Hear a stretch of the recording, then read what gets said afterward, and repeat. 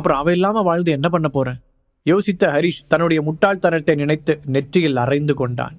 Sir என்று காரை ஓட்டிக்கொண்டிருந்த ஹரிஷின் கவனத்தை சாலையோரம் நின்ற ஒரு கார் ஈர்த்தது. வந்த வேகத்தில் அதை தாண்டி சென்றவன் மீண்டும் ரிவர்ஸில் வந்தான். அவன் நினைத்தது போலவே அது சந்தனாவின் கார் தான். தன்னுடைய காரையும் ஓரமாக நிறுத்திவிட்டு அவசரமாக இறங்கியவன் அந்த காரை நோக்கி ஓடினான். அதன் கதவுகளெல்லாம் லாக் செய்யப்பட்டிருக்க உள்ளே யாரும் இருப்பதாக தெரியவில்லை. இருந்தாலும் ஒரு சந்தேகத்தில் கை முஷ்டியை ஓங்கி அந்த கண்ணாடியை உடைத்தவன் உள்ளே பார்க்க காரின் டேஷ்போர்டில் சந்தனாவின் போன் அனாதையாக கிடந்தது. தன் கையில் இருந்த போனை ஆன் செய்து வேகமாக சுற்றும் முற்றும் பார்த்தவன் அந்த இடத்தில் மெயின் ரோட்டில் இருந்து ஒரு கிளைச்சாலை பிரிந்து செல்வதை கவனித்தான்.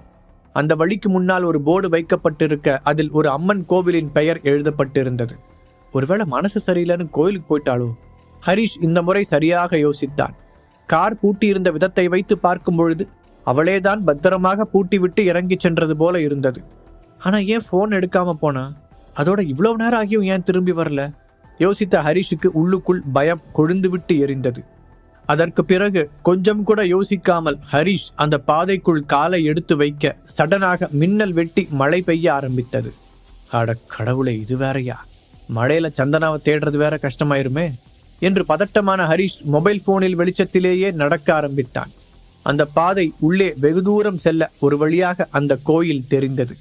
ரொம்பவே சின்ன கோயில்தான். வேகமாக அதனிடம் ஓடியவன் மொபைல் போனை வெளிச்சத்தில் பார்க்க அங்கே யாரும் இருப்பதற்கான அடையாளமே தெரியவில்லை. ஹரிஷுக்கு இருந்த ஒரு நம்பிக்கையும் கலைந்து போக அப்படியே இடிந்து போய் உட்கார்ந்தான். அப்போது யாரோ வழியில் முணங்கும் சத்தம் மெதுவாக கேட்க ஹரிஷ் அவசரமாக அந்த சத்தத்தை கூர்மையாக கவனித்துக் கொண்டே ஓடினான். கோயிலின் பின்புறமாக மழையில் நனைந்து கொண்டு ஒடுங்கி போய் உட்கார்ந்திருந்தாள் சந்தனா. கிட்டத்தட்ட அரை மயக்கத்தில் இருந்தவளை பார்த்த பிறகுதான் ஹரிஷுக்கு போன உயிரே திரும்பி வந்தது. பேபி என்று கத்திக்கொண்டே அவளிடம் ஓடியவன் அப்படியே வாரி அள்ளி தூக்கினான். குளிரில் நடுங்கியவள் மெதுவாக கண்களை திறந்து ஹரிஷை பார்த்தாள்.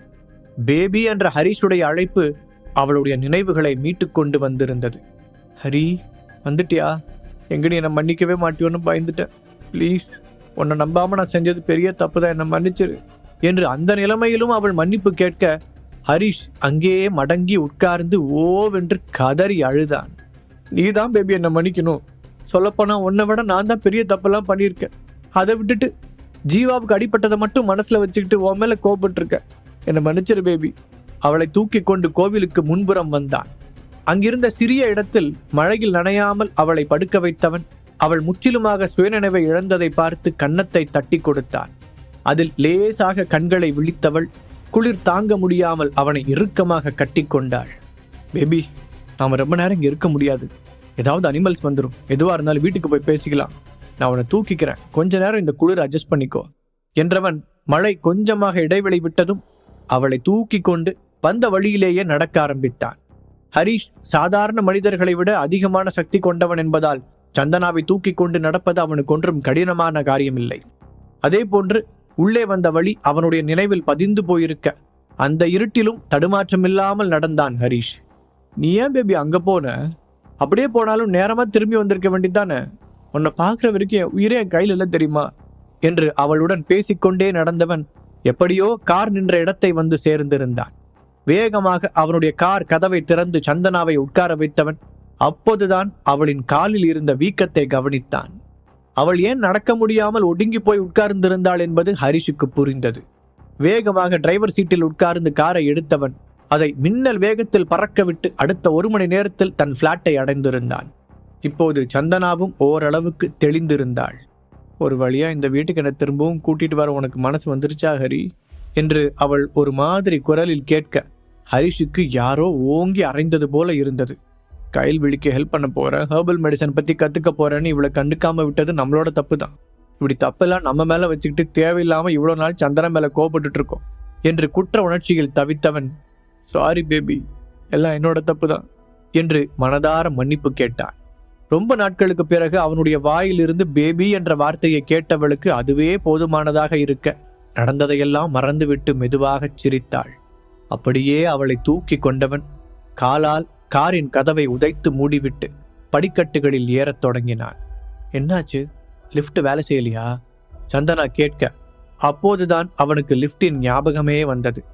ஆமால என்றவன் சரி பரவாயில்ல, உன்னை இப்படி தூக்கிட்டு நடக்கிறது எனக்கு பிடிச்சிருக்கு என்று கூற சந்தனாவின் முகம் வெட்கத்தில் சிவந்தது. இருவரும் ஒருவர் முகத்தை ஒருவர் விழுங்குவது போல பார்த்து கொண்டிருக்க, கையில் மிதக்கும் கனவானி, கை கால் முளைத்த காற்றானி, கையில் ஏந்தியும் கணக்கவில்லையே. ஹரிஷ் மெதுவான குரலில் பாட சந்தனா அவனை ஆசையோடு பார்த்தாள். ஹரி, இவ்வளோ நல்லா பாடுவேன்னு எனக்கு தெரியாது. சந்தனா ஆச்சரியத்தோடு கூற, இன்னும் என்னை பற்றி நிறைய விஷயம் உனக்கு தெரியாது பேபி, அதெல்லாம் எப்போ உங்ககிட்ட சொல்ல போறேன்னே தெரியல என்று மனதிற்குள் நினைத்தவன் அவளை பார்த்து கியூட்டாக சிரித்தான். ஹரிஷின் பிளாட் இருக்கும் தளத்திற்கு வந்து சேர சந்தனாவிற்கு இந்த தூரம் இன்னும் கொஞ்சம் நீளக்கூடாதா என்று இருந்தது. அதன் உள்ளே நுழைந்து கதவை அடைத்தவன் அங்கிருந்த சோஃபாவில் அவளை பூ போல உட்கார வைத்தான். அப்படியே அவளுடைய காலடியில் மண்டி போட்டு உட்கார்ந்தவன், பேபி, சுளுக்கெடுக்கும் போது கொஞ்சம் வலிக்கும், அட்ஜஸ்ட் பண்ணிக்கோ, வேணா என் தோள்பட்டையை பிடிச்சிக்கோ என்றான். சந்தனாவும் அவன் சொன்னது போலவே அவனுடைய தோள்பட்டையை அழுத்தமாக பிடித்து கொள்ள மெதுவாக அந்த சுளுக்கு பிடித்த பாதத்தை மடியில் எடுத்து வைத்து நீவியவன் அவள் எதிர்பாராத ஒரு நொடியில் நரம்பை சுண்டிவிட்டு பாதத்தை ஒரு திருப்பினான். அம்மா என்று கத்தியவள் வலி தாங்க முடியாமல் அப்படியே ஹரிஷின் தோள் மீது சாய்ந்து கொண்டாள். அவ்வளவுதான் பேபி, வலி சரியாயிடுச்சு, இனி ஒண்ணுமே இல்லை என்று அவளுடைய முதுகை நீவி கொடுத்தான் ஹரிஷ். அவன் சொன்னது போலவே கொஞ்ச நேரத்தில் வலி சுத்தமாக மறைந்திருக்க அவனுடைய தோளில் இருந்து நிமிர்ந்தாள் சந்தனா. என் மேல இருக்கிற கோவெல்லாம் போயிருச்சு தானே கேட்ட சந்தனா தவிப்புடன் அவனுடைய முகத்தை பார்க்க, இதுக்கு மேலேயும் உனக்கு அந்த சந்தேகம் இருக்கா பேபி என்று உல்லாசமாக சிரித்தான் ஹரிஷ். அதன் பிறகுதான் திடீரென்று ஞாபகம் வந்தவன் போல, ஆமா பேபி, எதுக்காக நேற்று தனியா அந்த இடத்துக்கு போன, அதுவும் போனையும் எடுத்துட்டு போகல, உன்னை அந்த கண்டிஷன்ல பார்த்த உடனே எப்படி பயந்துட்டேன் தெரியுமா, நேற்று அப்படி என்னதான் நடந்துச்சு என்று கேட்டான். அதை பற்றி நினைத்ததில் முகம் வெளிரிய சந்தனா, அதுவா ஹரி, நேற்று நீ அப்படி பேசிட்டு போனதுக்கப்புறம் எனக்கு மனசு ரொம்ப கஷ்டமா இருந்துச்சு. யாருமே இல்லாமல் நான் மட்டும் தனியாக இருக்கிற மாதிரி தோணுச்சு. கார் எடுத்துகிட்டு கிளம்பினப்போ எங்கேயுமே போக பிடிக்கல. அப்படியே நான் பாட்டுக்கு வந்துட்டு இருந்தப்போ தான் அந்த கோயிலோட போர்டை பார்த்தேன். ரொம்ப மன உளைச்சலில் இருந்ததுனால கொஞ்ச நேரம் அங்கே போய் உட்காந்துட்டு வரலான்னு தான் போனேன். ஆனால் யோசனையில் மூழ்கினதில் நேரம் போனதே தெரியல. சுயநினைவு வந்து பார்த்தா சுற்றிலும் ஒரே இருட்டாக இருந்துச்சு. அப்போ தான் ஃபோனையும் கார்லேயே விட்டுட்டு வந்தது தெரிஞ்சது. இருட்டில் பாதையும் தெரியல, என்ன பண்ணுறதுன்னு தெரியாமல் தவிச்சுக்கிட்டு இருந்தப்போ திடீர்னு ஏதோ வர்ற மாதிரி சத்தம் கேட்டுச்சு. அதில் பயந்து போய் கோயிலுக்கு பின்னாடி ஓடி ஒழிஞ்சுக்கிட்டேன். அப்போ தான் கல் தடுக்கி கீழே விழுந்து கால் வேற சுளுக்கிக்குச்சு. அந்த நிலைமையில் என்ன நினச்சி எனக்கே பரிதாபமாக இருந்ததோட கடைசியில் அழுகதான் வந்துச்சு. அப்படியே அழுது அழுது மயங்கி போயிட்டேன்.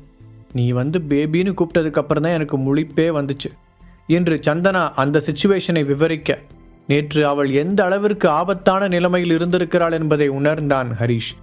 இனிமே என்னைக்கும் உன்னை அந்த மாதிரி ஒரு நிலைமைக்கு நான் விடவே மாட்டேன் பேபி என்றான். உன்னோட கோவம் எனக்கு புரியுது ஹரிஷ்.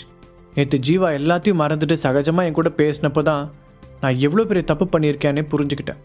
இந்த சுயநல உலகத்தில் அவரை மாதிரி ஒரு நல்ல ஃப்ரெண்ட் கிடைக்கிறது ரொம்ப கஷ்டம். என்னால் நீ அவரை இழக்க இருந்த, அதனால தான் உனக்கு அவ்வளோ கோபம். ஆனால் நான் என்ன பண்ணட்டும், கொஞ்ச நாளாக என்னை சுற்றி எல்லாமே கெட்டதாகவே நடக்குது. அன்னைக்கு ஹாஸ்பிட்டலில் நடந்த பிரச்சனைக்கு அப்புறம் நீயும் திடீர்னு காணாமல் போயிட்ட. அம்மா வேற என்னை ரொம்ப குழப்பி விட்டுட்டாங்க. ஃபேமிலிலையும் என்னை ஒதுக்கி வச்சுட்டாங்க. அம்மா வீட்டுக்கு திரும்ப போகவும் விருப்பம் இல்லை. யாருமே இல்லாமல் அனாதையாக நிற்கிற மாதிரி இருந்துச்சு. இந்த கன்ஃபியூஷனில் தான் என்ன செய்யறதுன்னு தெரியாமல் ஏதேதோ பண்ணி வச்சுட்டேன் என்று சந்தனா தன்னிலை விளக்கம் அளித்தாள். அவளுடைய நிலைமையை முழுவதுமாக புரிந்து கொண்ட ஹரிஷ், இதில் என்னோட பங்கு இருக்கு சந்தனா. நான் உன்கிட்ட சில விஷயங்களை மறைச்சிட்டேன். அதுதான் இவ்வளோ பிரச்சனைக்கும் காரணம். அது என்னன்னா என்று ஏதோ சொல்ல வர சடனாக அவனுடைய ஃபோனில் இருந்த அலாரம் அடித்தது. அதை எடுத்து பார்த்த ஹரிஷ், காலேஜ் டைம் என்று வர, அச்சுச்சோ, டைம் 7 o'clock, இப்போ கிளம்புனாதான் நம்ம கரெக்டாக டைமுக்கு போக முடியும் என்றவன் அவசரமாக எழுந்து குளிப்பதற்காக ஓடினான். லேட்டாக போனால் ப்ரொஃபசர் லாவண்யா நிச்சயம் ஏதாவது பிரச்சனை செய்வார் என்று தெரிந்தவன் அந்த பதட்டத்தில் சந்தனாவிடம் சொல்ல வந்த விஷயத்தை மறந்திருந்தான். சந்தனாவையும் அவனுடைய பரபரப்பு தொற்றிக்கொள்ள அவளும் அவசரமாக கிளம்பி வெளியே வந்தாள். நல்ல வேளையாக அன்றைக்கு சிட்டிக்குள் டிராஃபிக் ஜாம் இல்லாததால் கிளாஸ் தொடங்குவதற்கு சில நிமிடங்கள் முன்பாக ஹரிஷ் தன்னுடைய கிளாஸ் ரூமிற்குள் நுழைந்தான். அப்போதுதான் ஜீவா இன்னும் வராததை கவனித்த ஹரிஷ், என்ன ஜீவா இன்னும் வரல, ஒருவேளை டயர்டில் தூங்கிட்டானா என்று யோசித்தான். தன்னுடைய இடத்திற்கு போய் அமர்ந்தவன் ஜீவா ஏன் வரவில்லை என்று தெரிந்து கொள்வதற்காக அவனுடைய நம்பருக்கு மெசேஜ் அனுப்பினான். அதே நேரத்தில் கிளாஸ் எடுப்பதற்கு தேவையான பொருட்களை எடுத்துக்கொண்டு ப்ரொஃபசர் லாவண்யாவும் கிளாஸ் ரூமிற்குள் வந்தாள். தன்னுடைய டேபிளில் எல்லாவற்றையும் அடுக்கி வைத்தவள் திரும்பி அங்கிருந்தவர்களை கவனமாக பார்த்தாள். பின்பு தான் கொண்டு வந்த பொருட்களை வைத்து மூலிகை மருந்துகளின் அடிப்படை விஷயங்களை கற்றுத்தரத் தொடங்கினாள். அவள் ரொம்ப சின்சியராகவும் சுவாரஸ்யமாகவும் சொல்லிக் கொடுத்து கொண்டிருந்த போதும் நிறைய பேர் அதை ஆர்வமாக கவனிக்கவில்லை. அவர்களுக்கு மீண்டும் இப்படி காலேஜ் வருவதென்பது ஒரு பொழுதுபோக்கு போல இருந்தது.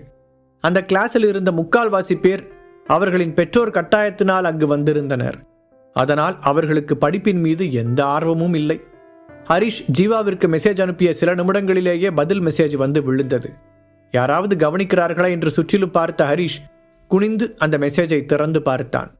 நான் திவ்யா, இங்கே சில பேர் வந்து பிரச்சனை பண்ணதில் ஜீவாவை திரும்பவும் ஹாஸ்பிட்டலில் சேர்த்துருக்கோம், உன்னால் முடிஞ்சா கிளம்பி வா என்று அந்த மெசேஜில் சுருக்கமான விவரங்கள் இருக்க ஹரிஷ் அதிர்ச்சி அடைந்தான். என்னது, திரும்பவும் ஜீவாவுக்கு அடிபட்டுருச்சா? யார் இதை செஞ்சது? அந்த நரேந்திரனோட ஆளுங்களா? ஹரிஷ் பதட்டத்துடன் கேட்க, இல்லை, ஜீவாவோட பழைய எதிரிங்க. அதான் அந்த ஆண்டனியும் அவளோட தங்கச்சி ஜெசிகாவும். திவ்யாவிடமிருந்து உடனடியாக பதில் வந்தது. ஜீவாவிற்கும் ஆண்டனி ஃபேமிலிக்கும் இவ்வளவு பெரிய பிரச்சனை இருக்கும் என்று ஹரிஷ் எதிர்பார்க்கவில்லை. அன்றைக்கு ஆண்டனியின் ஆட்கள் திவ்யாவை கொல்ல முயற்சித்ததற்கு பிறகும் அவர்களுக்கு இடையில் இருந்த பிரச்சனை தீர்க்கப்படாமல் அப்படியே தான் இருந்தது. இந்த சமயத்தில் ஜீவாவிற்கு அந்த ஹீலிங் ஆர்ட்ஸ் காலேஜில் படிக்க இடம் கிடைத்து விட்டதென்று தெரிந்ததும் பொறாமைப்பட்ட ஆண்டனி தன்னுடைய ஆட்களை அழைத்து கொண்டு ஜீவாவுடைய மாளிகைக்கு சென்றான். பிரபாகரனும் திவ்யாவும் மட்டுமே வீட்டில் இருக்க திவ்யா அவர்களை தைரியமாக எதிர்த்து நின்றாள். ஆனால் ஆண்டனியோ திவ்யாவை கடத்திச் செல்ல முயற்சித்தான். அதற்கு பதிலாக அவனுக்கு இடைஞ்சலாக இருக்கும் ஜீவாவின் புது கடையை இழுத்து மூடச் சொன்னான். அதை பிரபாகரன் ஏற்றுக்கொள்ளாததால் ஒரு பெரிய சண்டை வெடித்தது. ஆண்டனி ஹரிஷின் பவப்பில்லை சாப்பிட்டதிலிருந்து ரொம்பவே பலசாலியாக இருந்தான். அவனுடைய உடல் மிகப்பெரிய முன்னேற்றத்தை அடைந்திருந்தது. பிரபாகரனும் அந்த டேப்லெட்டை எடுத்துக்கொண்ட பிறகு முன்பை விட பலம் உள்ளவராக மாறியிருந்தார். ஆனாலும் அவருடைய வயது அதிகமாக இருந்தது. அதனால் அவரால் ஆண்டனியை எதிர்த்து சண்டை போட முடிந்தாலும் உடம்பில் காயங்கள் ஏற்படுவதை தவிர்க்க முடியவில்லை. இதெல்லாமே ஜீவாவும் ஹரிஷும் காலேஜில் இருந்தபோது நடந்தது. காலேஜ் முடிந்து வீட்டிற்கு சென்ற பிறகு தன்னுடைய தாத்தா பிரபாகரன் காயமடைந்திருந்ததை பார்த்து அவனுக்கு பயங்கரமான கோபம் வந்தது. உடனே தன்னிடம் இருந்த அத்தனை ஆட்களையும் திரட்டி கொண்டு அவன் ஆண்டனியை தேடி போனான். ஆனால் அது அவனுக்காக ஆண்டனி விரித்திருந்த வலை என்பது ஜீவாவிற்கு புரிய வந்தபோது காலம் கடந்திருந்தது. ஒரு பெரிய சண்டை நடக்க ஏற்கனவே அடிபட்டதில் பலவீனமாக இருந்த ஜீவா இந்த முறை மோசமாக காயமடைந்தான். அவனுடைய ஆட்களுக்கும் வேண்டிய அளவு அடிபட்டிருந்தது. நல்ல வேளையாக எந்த உயிரிழப்பும் இல்லை. திவ்யா விரிவாக அனுப்பியிருந்த மெசேஜை படித்தபோது ஹரிஷுக்கு வருத்தமாக இருந்தது. உடனே அவன் ஜெசிகாவின் நம்பரை தேடி எடுத்து, என் ஃப்ரெண்டு ஜீவாவையும் அவனோட தாத்தாவையும் இப்படி செய்யறதுக்கு உங்களுக்கு எங்கிருந்து தைரியம் வந்துச்சு என்று மெசேஜ் அனுப்பினான். அதற்கு அவள் என்ன பதில் அனுப்பியிருக்கிறாள் என்பதை படிப்பதற்கு முன்பாக ஒரு கை அவனுடைய மொபைல் போனை பிடுங்கியது. ஹரிஷ் வேகமாக எழுந்து தனக்கு முன்னால் நின்ற ப்ரொஃபசர் லாவண்யாவை நேருக்கு நேர் பார்த்தான். லாவண்யாவும் பதிலுக்கு அவனை தீவிரமாக முறைக்க தான் ஒரு பெரிய பிரச்சனையில் மாட்டிக்கொண்டது ஹரிஷுக்கு புரிந்தது. அவள் இதை அவ்வளவு ஈஸியாக விடமாட்டாள் என்பது அவனுக்கு நன்றாகவே தெரியும். ப்ரொஃபசர், என்னாச்சு? ஹரிஷ் குழப்பமடைந்தது போல நடித்தான். அப்போ என்ன நடந்துச்சுன்னு உனக்கு ஒன்றுமே தெரியாது, அப்படிதானே என்று லாவண்யா கிண்டலான குரலில் கேட்டாள். கிளாஸ் ரூமில் மொபைல் ஃபோன் யூஸ் பண்ணக்கூடாது என்பது ஹரிஷுக்கு தெரியும். இருந்தாலும் ஜீவாவை பற்றி தெரிந்து கொள்வதற்காக அவன் அதை பயன்படுத்த வேண்டிய கட்டாயம் ஏற்பட்டது. இதை எப்படி அவளிடம் சொல்வதென்று யோசித்தான் ஹரிஷ். அந்த ஹரிஷ் லாஸ்ட் பெஞ்சில் உட்காந்து கேம் விளையாடிட்டு இருந்திருப்பான் போல, அதான் மேடம் ஃபோனை பிடுங்கிட்டாங்க என்று ஸ்டூடெண்ட்ஸ் எல்லோரும் அவர்களுக்குத்தான் எல்லா விஷயமும் தெரிந்தது போல ஒருவருக்கொருவர் ரகசியம் பேசிக்கொண்டார்கள். முதல் நாளே அவன் செய்த தவறுக்கு கிரவுண்டை சுற்றி ஓடவிட்ட லாவண்யா இப்போது என்ன செய்ய போகிறாள் என்பதை பார்க்க அவர்கள் ஆர்வமாக இருந்தனர். எல்லோரும் முணுமுணுப்பதை கேட்ட ஹரிஷ் இந்த முறை வெட்கமெல்லாம் படவில்லை. ப்ரொஃபசர் மேடம், நீங்கள் நினைக்கிற மாதிரி எதுவும் இல்லை. நான் அதில் கேமெல்லாம் விளையாடல, ஒரு எமர்ஜென்சி மெசேஜ் தான் பார்த்துக்கிட்டு இருந்தேன். ஸோ என் ஃபோனை திருப்பி கொடுங்க என்று தைரியமாக கேட்டான். நேற்று அவள் சொன்னதும் வரமாட்டேன் என்று பிடிவாதம் பிடித்த நண்பனையும் இழுத்துக்கொண்டு கிரவுண்டை சுற்றி ஓடிய ஹரிஷ் இன்று தன்னுடைய ஃபோனை கேட்டு அவளையே தைரியமாக எதிர்த்து நிற்பதை பார்த்து லாவண்யா ஆச்சரியமடைந்தாள். நீ ஃபோன் யூஸ் பண்ணுறதை பார்த்து நான் கையும் குளவுமாக பிடிச்சதுக்கு அப்புறமும் நீ ஈஸியாக என்கிட்ட இருந்து ஃபோனை வாங்கிடலான்னு நினச்சியா? அது அவ்வளோ சுலபமான விஷயம் இல்லை என்று லாவண்யா கடுமையான குரலில் கூறினாள். ஹரிஷ் பதிலெதுவும் பேசாமல் அவளை பார்க்க, எனக்கு ஒரு விஷயம் புரியல ஹரிஷ், உன்னோட கிளாஸ்மேட்ஸ் எல்லாரும் நான் நடத்துறத சரியாக கவனிக்கிறது இல்லை. ஏன்னா அவங்க பணக்கார குடும்பத்தை சேர்ந்தவங்க.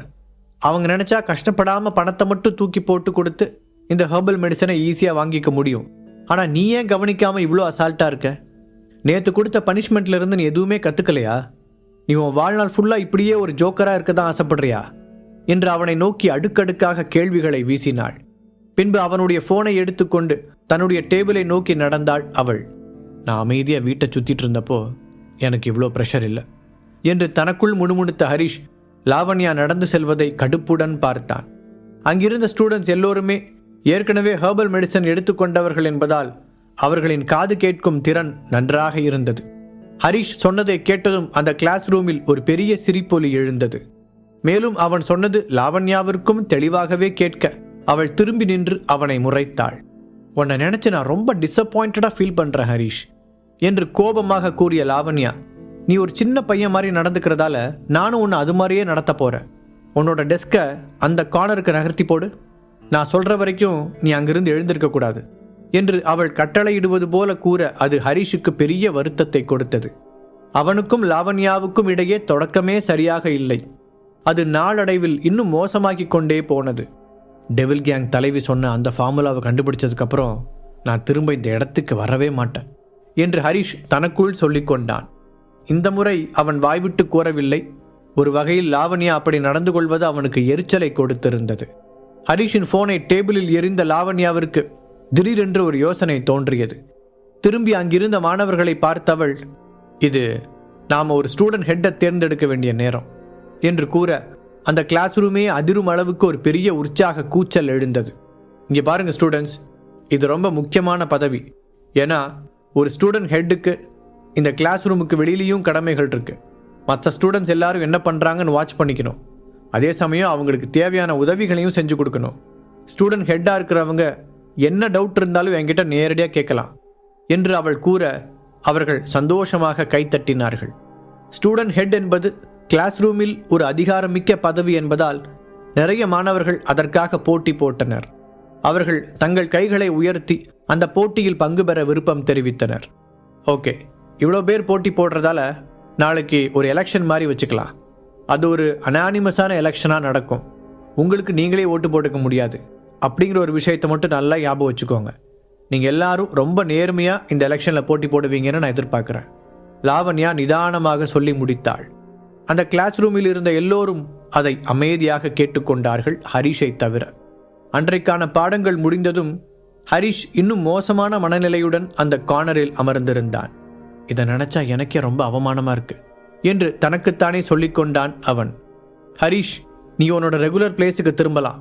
அப்புறம் நான் உங்ககிட்ட ஒரு முக்கியமான விஷயத்தை பற்றி பேசணும்.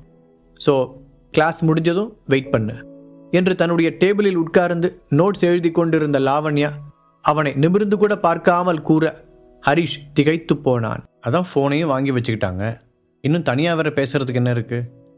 அங்கே ஜீவாவுக்கு வேற எப்படி இருக்குன்னே தெரியல. திவ்யா முதல்லயே இன்ஃபார்ம் பண்ணாததை பார்த்தா எதுவும் எமர்ஜென்சி இல்லைன்னு தான் நினைக்கிறேன். இவனுக்கு மட்டும் ஏன் திரும்ப திரும்ப இப்படியே நடக்குது என்று மனதிற்குள் சலித்து கொண்ட ஹரிஷ் வேண்டா வெறுப்பாகத்தான் கிளாஸிற்குள் உட்கார்ந்திருந்தான். இப்போது இடையில் எழுந்து போனாலும் லாவண்யாவுக்கு பதில் சொல்ல முடியாதென்று அவனுக்கு தெரியும். மேலும் அவன் வந்த காரியத்தை முடிக்க வேண்டும் என்றால் இங்கு உள்ளவர்களிடம் நல்ல பெயர் எடுக்க வேண்டும். அதனால் இன்னும் கொஞ்சம் கவனமாக நடந்து கொள்ள வேண்டும் என்று முடிவெடுத்த ஹரிஷ் முடிந்தவரை தன்னை கண்ட்ரோல் செய்து கொண்டு அமைதியாக அமர்ந்திருந்தான். கிளாஸ் முடிந்ததற்கான அறிவிப்பு வர எடுத்துக்கொண்டிருந்த நோட்ஸை மூடி வைத்த லாவண்யா, அப்புறம் ஸ்டூடெண்ட்ஸ், இன்னும் 4 வருஷம் நாம் எல்லாரும் ஒன்றா தான் ட்ராவல் பண்ண போகிறோம். ஸோ நாம் எல்லாரும் ஒருத்தருக்கு ஒருத்தர் ஃப்ரெண்ட்லியாக பழகிக்கணும்னு ஆசைப்பட்றேன். அதுக்காக இன்றைக்கி நைட் உங்கள் எல்லாரையும் நான் டின்னருக்கு இன்வைட் பண்ணலான்னு டிசைட் பண்ணியிருக்கேன் என்று கூறினாள். அதை கேட்டு கிளாஸ் ரூமில் இருந்த ஒரு ஸ்டூடெண்ட் மட்டும் கெத்தாக எழுந்து நின்றான். அவனுடைய பெயர் வைபவ். பெரிய பணக்கார வீட்டு பையன். லாவண்யா சொன்னதில் இருந்து அவனுக்கு ஸ்டூடெண்ட் ஹெட்டாக வேண்டும் என்ற கனவு வந்திருந்தது. மேம், நீங்கள் எங்களுக்கு ட்ரீட் கொடுக்க கண்டிப்பாக நாங்கள் அலோவ் பண்ண மாட்டோம். ஹெர்பல் மெடிசன் பற்றின முக்கியமான சீக்ரெட்ஸ் எல்லாம் எங்களுக்கு சொல்லித்தர போகிறீங்க. அதுக்கு பதிலாக நாங்கள் தான் உங்களுக்கு ட்ரீட் தரணும். இன்றைக்கி டின்னர் என்னோட செலவு. உங்களுக்கு மட்டும் இல்லை, இந்த மொத்த கிளாஸுக்கும் நான் ட்ரீட் தரலான் இருக்கேன் என்று ஒரு பெரிய சிரிப்புடன் கூறினான். அவன் மனதிற்குள் ஒரு திட்டம் உருவாகியிருந்தது. இப்படி எல்லோரையும் அழைத்துச் சென்று இலவசமாக ட்ரீட் கொடுப்பதன் மூலம் ஸ்டூடெண்ட்ஸ் மத்தியில் ஒரு ஹீரோவாக இடம் பிடிக்கலாம் என்று நினைத்தான். அதன் பிறகு எலெக்ஷனில் போட்டியிட்டால் சுலபமாக ஸ்டூடெண்ட் ஹெட் ஆகிவிடலாம் என்று கணக்கு போட்டான். ஆனால் லாவண்யா அவ்வளவு ஈஸியாக பிடிகொடுக்கவில்லை. நீ எங்களை டின்னருக்கு கூப்பிட்டது ரொம்ப சந்தோஷம், பட் ஒரு ஸ்டூடெண்ட்டான நீ அப்படி செய்ய என்னால் அனுமதிக்க முடியாது என்று எச்சரிக்கையுடன் கூறினாள். மேம், அது ஒன்றும் பெரிய விஷயமே இல்லை. என்னையே ஒரு ஸ்டூடெண்ட்டாக பார்க்குறீங்க. உங்கள் ஃப்ரெண்டு உங்களுக்கு ட்ரீட் கொடுக்கறதா நினச்சிக்கோங்க என்று வைபவ் அவளை சமாதானப்படுத்த முயற்சித்தான். அப்போது அவனுக்கு பக்கத்தில் இருந்த இன்னும் 2 ஸ்டூடெண்ட்ஸ் எழுந்து நின்றார்கள். மேம், வைபவ் சொல்கிறது கரெக்டு தான். அப்போ தான் நாம் எல்லாரும் ஒருத்தருக்கு ஒருத்தர் நல்லா தெரிஞ்சுக்க முடியும் என்று அதில் ஒருவன் கூற, ஆமாம் மேடம், வைபவோட லெவலுக்கு இதெல்லாம் பெரிய விஷயமே இல்லை என்று இன்னொருவன் ஜால்ரா போட்டான். அந்த 2 பேரும் அந்த கிளாஸில் இருந்த மற்றவர்கள் அளவுக்கு பெரிய பணக்காரர்கள் இல்லை, ஆனால் தந்திரசாலிகள். வந்த 2 நாட்களிலேயே வைபவுடன் நெருக்கமான நட்பை உருவாக்கி கொண்டார்கள். அதன் மூலம் ஃபியூச்சரில் நிறைய உதவிகள் பெறலாம் என்று திட்டம் போட்டார்கள். கிளாஸ் ரூமில் இருந்த எல்லோரும் தங்களுக்குள் இதை பற்றி பேச ஆரம்பிக்க கொஞ்ச நேரத்தில் அந்த அட்மாஸ்பியரே உற்சாகமாக மாறியது. ப்ரொஃபஸர்களும் அவர்களிடம் படிக்கும் மாணவர்களும் ஒருவரையொருவர் அறிந்து கொள்ள நல்ல வாய்ப்பு இது என்று கருதி அவர்கள் எப்படியாவது லாவண்யாவையும் இதற்கு சம்மதிக்க வைக்க முயற்சித்தனர். கிட்டத்தட்ட முழு வகுப்பே வைபவின் கருத்துக்கு ஆதரவு தெரிவிக்க இப்போது ஒரு சிரிப்புடன் லாவண்யாவை திரும்பி பார்த்தவன், மேடம், மொத்த கிளாஸ் ரூமும் எனக்கு சப்போர்ட்டாக தான் இருக்காங்க. அவங்க என் கூட டின்னருக்கு வர ரெடி ஆயிட்டாங்க. இப்போ நீங்கள் மட்டும் ஓகே சொன்னால் போதும் என்று கேட்டான். கொஞ்ச நேரம் அமைதியாக யோசித்த லாவண்யா, சரி ஓகே, நானும் வரேன் என்று சம்மதித்தாள். அந்த காலேஜ் விதிப்படி தனிப்பட்ட முறையில் ஒரு மாணவன் ஆசிரியருக்கு பரிசுகளோ மற்ற விஷயங்களோ தரக்கூடாது. ஆனால் இங்கு மொத்த கிளாஸ் ரூமும் செல்வதால் பெரிதாக பிரச்சனை எதுவும் வராதென்று லாவண்யா நினைத்தாள். அவர்கள் பேசுவதையெல்லாம் கேட்டுக்கொண்டிருந்த ஹரிஷ் பொறுமை இழந்தான். என்ன, இவங்க எல்லாரும் சேர்ந்து டின்னர் சாப்பிட பிளான் போடுறாங்க. இப்போ நான் எப்படி போய் ஜீவாவை பார்க்கறது? ஃபோனை வேறு இவங்க பிடுங்கி வச்சுக்கிட்டாங்க. எல்லாரும் ஒன்றா போகும்போது நான் மட்டும் போகலைன்னா அது வித்தியாசமாக தெரியுமே. என்ன பண்ணுறது? தீவிரமாக யோசித்தான் ஹரிஷ்.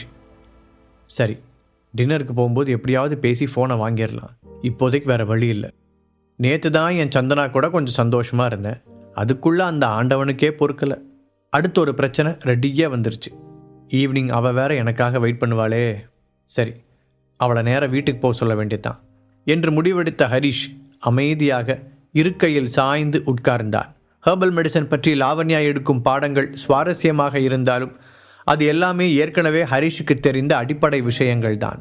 அதனால் மீண்டும் மீண்டும் அதை பற்றி படிப்பதற்கு அவனுக்கு சலிப்பாக இருந்தது. அதனால்தான் அவன் பெரிதாக பாடத்தில் கவனம் செலுத்தவில்லை. இன்னொரு பக்கம் லாவண்யா அந்த நைட் டின்னரில் கலந்து கொள்ள ஆர்வமாக இருந்தாள். அதன் மூலம் அவளிடம் படிக்கும் ஒவ்வொரு ஸ்டூடெண்ட் பற்றியும் தனித்தனியாக தெரிந்து கொள்ளலாம் என்று நினைத்தாள். அது அடுத்த 4 வருடங்களுக்கு அந்த வகுப்பை வழிநடத்த அவளுக்கு உதவியாக இருக்கும். அவள் டின்னருக்கு வருவதாக சம்மதித்ததும் மீண்டும் ஒரு முறை எல்லோரும் சந்தோஷமாக கைத்தட்டினார்கள். ஓகே காய்ஸ், லாவண்யா மேடம் நம்ம கூட வரேன்னு சொல்லிட்டாங்க. அதனால் இன்றைக்கி ஈவினிங் காலேஜ் முடிஞ்சதும் நம்ம எல்லாரும் தீப்ஸ் 5 ஸ்டார் ஹோட்டலுக்கு போக போகிறோம் என்று வைபவ் சந்தோஷமாக கூறினான். தீப்ஸ் ஹோட்டலின் பெயரை கேட்டதும் ஹரிஷ் வேகமாக நிமிர்ந்து பார்த்தான். ஏனென்றால் அது தீபக்குடைய 5 ஸ்டார் ஹோட்டல். அதனுடைய பெயர்தான் தீப்ஸ். ஹரிஷும் தீபக்கும் சேர்ந்து கட்டியிருக்கும் 7 ஸ்டார் ஹோட்டலுக்கு DH என்று பெயர் வைத்திருந்தார்கள். கிளாஸ் முடிந்ததும் ஹரிஷ் லாவண்யாவை பார்த்தான். மறக்காமல் அவனுடைய ஃபோனை கையில் எடுத்துக்கொண்ட லாவண்யா, ஓகே ஸ்டூடெண்ட்ஸ், நீங்கள் எல்லோரும் ஃப்ரெஷ்அப் ஆகிட்டு கார் பார்க்கிங் பக்கத்தில் வந்துடுங்க. நாம் அங்கிருந்து ஹோட்டலுக்கு எப்படி போகிறதுன்னு டிசைட் பண்ணிக்கலாம் என்று கூற எல்லோரும் சந்தோஷமாக தலையாட்டினார்கள். அவர்களில் பலர் சொந்த கார்கள் வைத்திருக்க, கார் ஓட்ட விரும்பாத சிலர் பஸ், டாக்ஸி போன்ற பப்ளிக் டிரான்ஸ்போர்ட்டுகளை பயன்படுத்தினார்கள். அதனால் எல்லோரும் சேர்ந்து 2-3 கார்களில் சென்று விடலாம் என்று லாவண்யா முடிவெடுத்திருந்தாள். அவர்கள் எல்லோரும் கிளாஸ் ரூமை விட்டு வெளியே வர ஹரிஷ் வேறு வழியின்றி அவர்களை பின்தொடர்ந்தான். அப்போது திடீரென்று ஹரிஷை பார்த்த வைபவ், ஹரிஷ், நீ ஏன் டாக்ஸியில் வரக்கூடாது என்று கேட்டான். நான் எதுக்காக டாக்ஸியில் வரணும்? ஹரிஷ் புரியாமல் அவனை பார்த்தான். டாக்ஸியில் வருவது அவனுக்கொன்றும் கௌரவ குறைச்சல் இல்லை. ஆனால் அவனுடைய கார் காலேஜ் கேம்பஸுக்குள் நிற்கிறது.